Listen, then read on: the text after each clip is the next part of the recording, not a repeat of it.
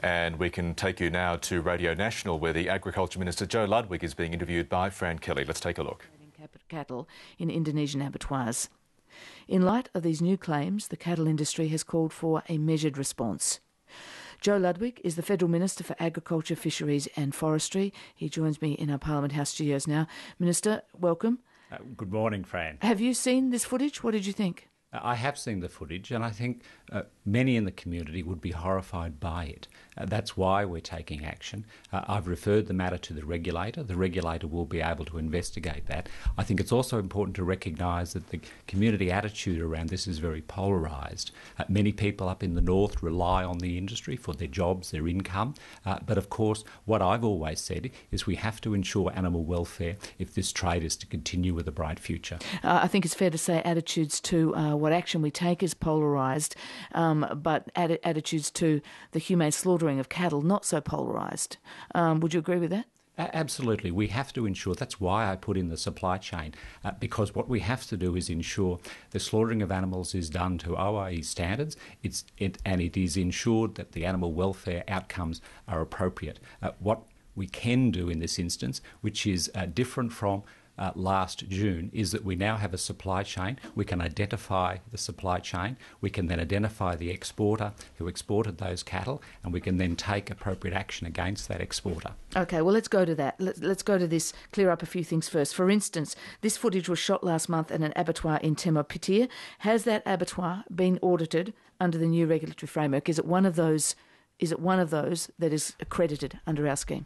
What's important to recognise is that the regulator is now investigating the footage with Animals Australia and the RSPCA to identify which abattoirs and, of course, not only which abattoirs, but which supply chains are involved. So I don't want to go into the detail. I don't want to walk across the prosecutor's work in this. What I do want to be able to do is say, if they are supply chains, if they are Australian cattle, and we can identify the exporter, then we can take appropriate action against that exporter. So this morning, despite the video footage last night, despite what the RSPCA says about these animals having the ear tags, you're not even prepared to confirm these are Australian cattle? What's important to recognise is the regulator needs to get on with their job, and they are doing that. They are working with the footage, they are working with the RSPCA, they're working with Animals Australia and the industry to identify the supply chain, to identify the locations, and then identify the exporter so that remedial action can be taken where there's non-compliance. That's the important thing to recognise, because that's what we put in place. If you've seen the footage, will you at least confirm, or do you concede that if it is one of the accredited abattoirs, then there are breaches of the treatment being laid down under our provisos? I don't think anyone... That there is inhumane treatment of the cattle. I don't think anyone who saw that footage would think anything other than that.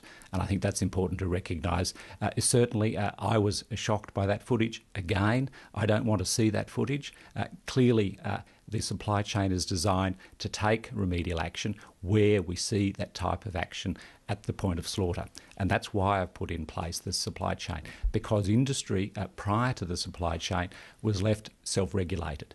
What happened then, of course, is you couldn't identify individual supply chains, you could not identify the abattoirs, you could not identify the exporter, and then work backwards and take remedial action. Now we can. So is that all the supply chain will do, is just allow us to check whether these are Australian cattle and who owns them? I thought there was meant to be monitoring, a capacity to audit and monitor at these abattoirs, and if so, that seems to have broken down, doesn't it? No, absolutely. The supply chain is in place to not only deal with the traceability, the control of the cattle through the supply chain, and then independent auditing at the point of slaughter. So what that will actually demonstrate is where it happens, why it happened, and then allow the regulator to take appropriate action for that non-compliance and put in place the appropriate training, put in place the remedial action that is necessary, and in instances where they are beyond the pale, take very strong action.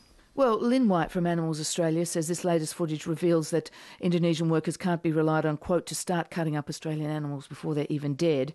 And there is a cow in one of those restraint boxes, which I thought was supposed to be the very kind of box that was banned under the new laws. If there's independent auditing of this non-compliance, why didn't the Australian government show this up? Why did we rely once again on Animals Australia? What is in place is that supply chain. And what this actually demonstrates is the system does work. We now have But footage. not if Animals Australia hadn't been in there with a video camera. We wouldn't know. The independent auditing would show this up, and When? we would then be able to demonstrate how we could put in non-compliance, if there were non-compliance, put in place remedial action to manage that supply chain. I think it's very important to recognise that prior to the supply chain, you could not identify the abattoirs, you could not identify whether or not they were Australian cattle. Now we can identify right through each individual supply chain whether they're Australian cattle, which abattoir they're going into, and in addition to that, I think it's very important, we can recognise which exporter exported those cattle into Indonesia and take compliance action against them if they fail to meet the standards required. But Minister, you say that... The Federal Agriculture Minister Joe Ludwig there speaking to Fran Kelly on ABC Radio National.